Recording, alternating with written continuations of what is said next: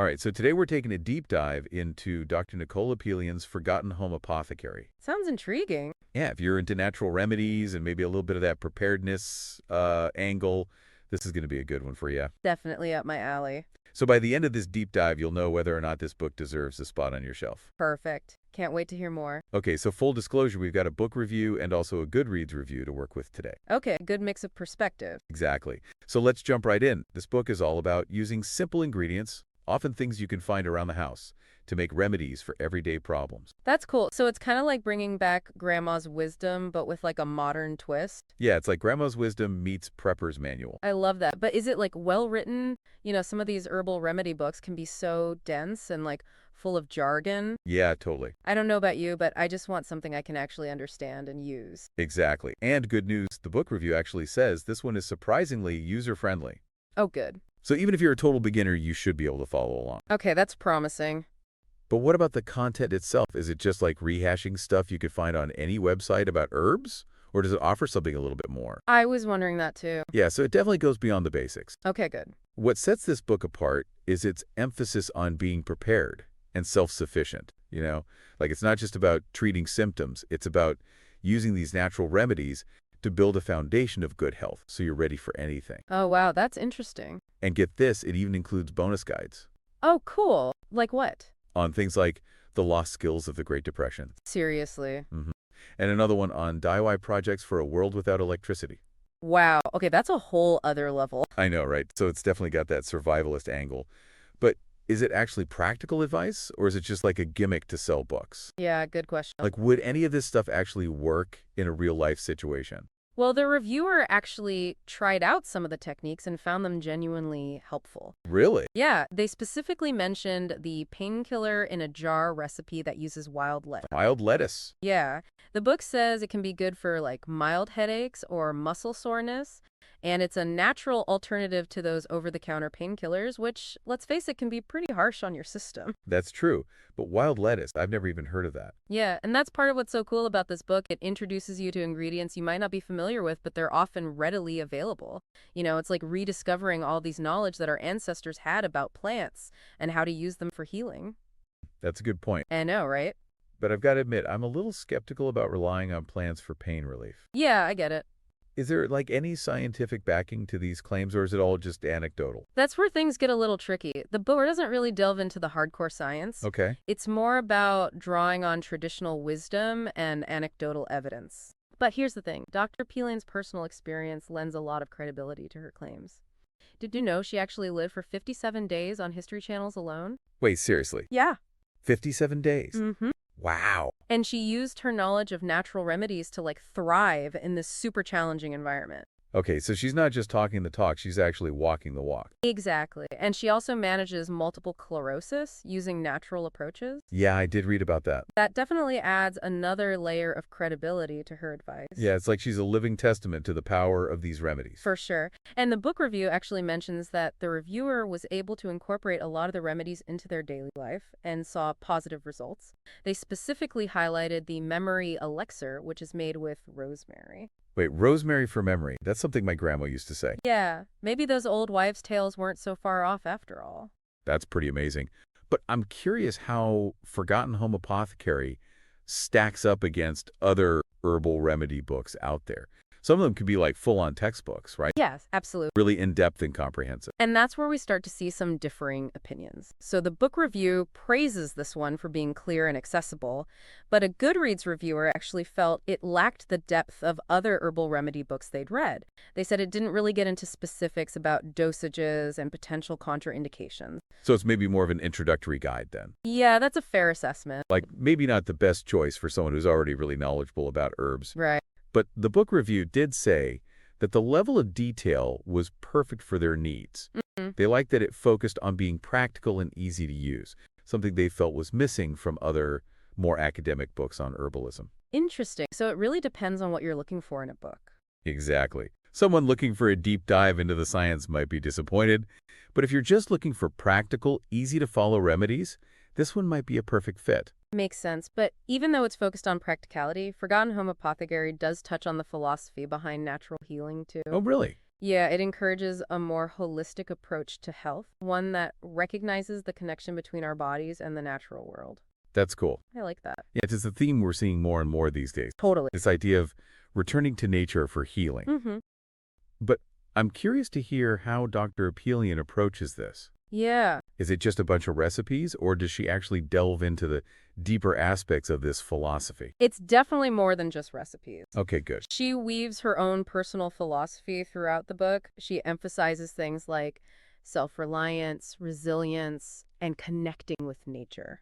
I'd love to hear more about that. Yeah. Can you give us some specific examples of how she incorporates this philosophy into the book? Absolutely. So one example is her focus on using ingredients that are readily available. Okay. She encourages readers to look to their gardens, their kitchens, their local environments Yeah. for the plants and herbs they need. Okay. And this not only promotes self-sufficiency, but it also fosters a deeper appreciation for nature. I love that. It's like she's encouraging us to rediscover the abundance that's all around us. Yeah, that's a great point. It's like we've lost touch with that in a way. Totally. But I gotta admit, I'm still a bit stuck on how she manages to blend this whole philosophy with this survivalist aspect. Yeah. It seems like those two things could be kind of at odds, right? Yeah, I see what you mean. Like one's about connecting with nature, the other's about preparing for its potential dangers. That's a really keen observation, actually. Yeah. And this is where Dr. Apelian's unique perspective really shines. Okay. She sees natural remedies not just as a way to treat illness, but as a tool for building resilience and being prepared. For her, knowing how to use plants for healing is an essential survival skill. That makes a lot of sense. But how does she actually weave that into the book? Yeah. Does she talk about specific survival scenarios, or is it more of an underlying theme? It's a little bit of both. While the book mainly focuses on using natural remedies for everyday stuff, she subtly brings in that survivalist aspect throughout. Okay. For example, in the section on mushroom drops, which she actually credits with helping her manage her MS, she highlights how important it is to know how to identify and use medicinal mushrooms, which is a skill that could be crucial in a survival situation, right? Yeah, totally makes sense. Right. Okay, so it sounds like Forgotten Home Apothecary isn't just about herbal remedy. No.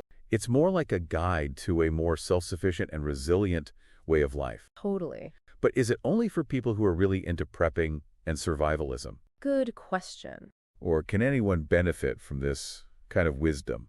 That's a great question to think about as we dig deeper into the book's content and who it's really for. Perfect. Let's unpack that further. Honestly, I think anyone who wants to be more proactive about their health could get something out of this book. Okay. It's not just about surviving in the wilderness. Yeah, It's about having that resilience in your everyday life.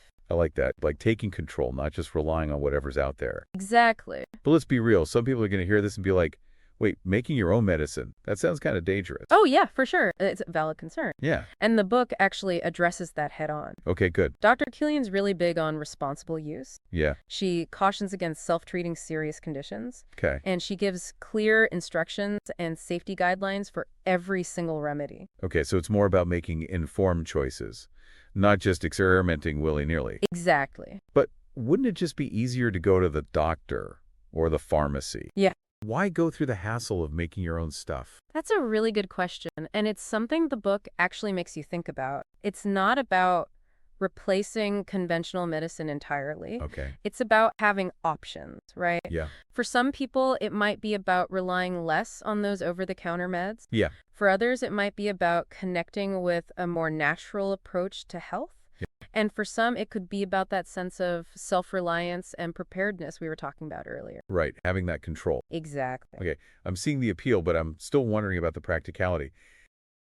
Does the book assume you have like a huge garden or you live in the middle of nowhere? Not at all. Okay, good. That's one of the things that makes this book so great. Yeah. Dr. Apelian focuses on using common ingredients, Okay. stuff you can find at the grocery store, the farmer's market, maybe even already in your kitchen. Oh, okay. Remember that rosemary from memory? Yeah. You probably have some sitting in your spice rack right now.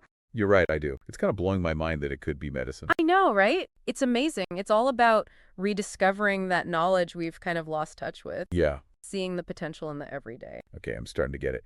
But let's go back to the book itself for a sec. Okay. We've talked about the content, but what about the writing style? Yeah. Is it engaging or is it dry and textbooky?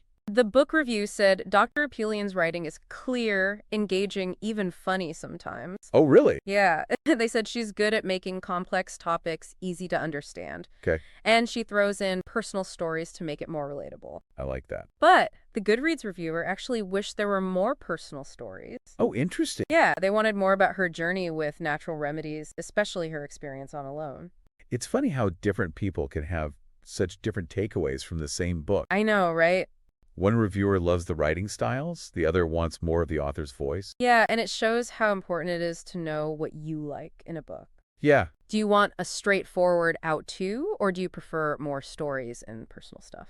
yeah, that's a good point. It really depends on what you're hoping to get out of it. Totally. But let's be honest, there are tons of books out there about natural remedies. So many. What makes Forgotten Home Apothecary different? It's that special mix of practicality and the survivalist angle. And it's all very accessible. Okay. You don't see a lot of books that can do all of that. For Yeah. example, a lot of herbal remedy books just focus on healing. Yeah, This one also talks about being prepared and resilient. okay. It even includes stuff like fire starting, purifying water, making soap from scratch. Wow, okay. It's all about being able to take care of yourself no matter what. That's a powerful message, especially these days when things can feel so uncertain. It's true. It's like it's a toolkit for not just your physical health, but also your mental and emotional well-being. Exactly. And that's what makes it so relevant, you know? Yeah? It's not just about treating what's wrong. It's about feeling in control when the world feels kind of crazy. Yeah, that's a great way to put it.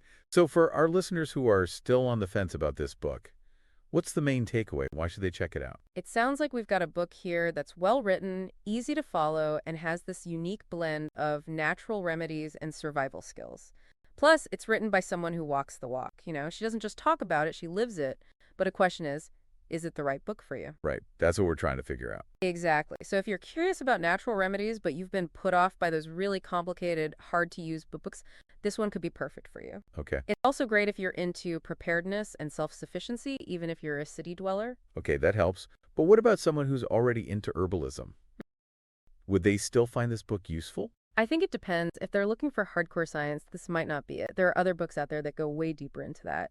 But even if you're a seasoned herbalist, Dr. Apelian's perspective on preparedness and her personal stories could be really valuable. So even if you're not planning to run off and live in the woods, there's still something to learn here. Exactly. But let's be honest, reading about something and actually doing it are two different things. Does this book actually inspire you to take action? Oh, absolutely. It's packed with practical tips and recipes that you can start using right away. The reviewer even mentioned trying the painkiller in a jar and the memory elixir and getting good results. Wow, that's pretty true. It's one thing to read about wild lettuce and rosemary. It's another to actually use them. So bottom line, is Forgotten Home Apothecary worth your time and money? I'd say yes, definitely. It's a great resource for anyone who wants to take a more empowered approach to their health. Okay. And it's not just about treating symptoms. Yeah. It's about taking control, being resilient, connecting with nature's healing power. It sounds like Forgotten Home Apothecary is a path to reclaiming that personal power in a world that can feel very out of control. And who knows, maybe along the way we'll all rediscover some of that forgotten wisdom. Couldn't agree more. Thanks for joining us on this deep dive. Yeah, thanks for listening. We'll see you next time.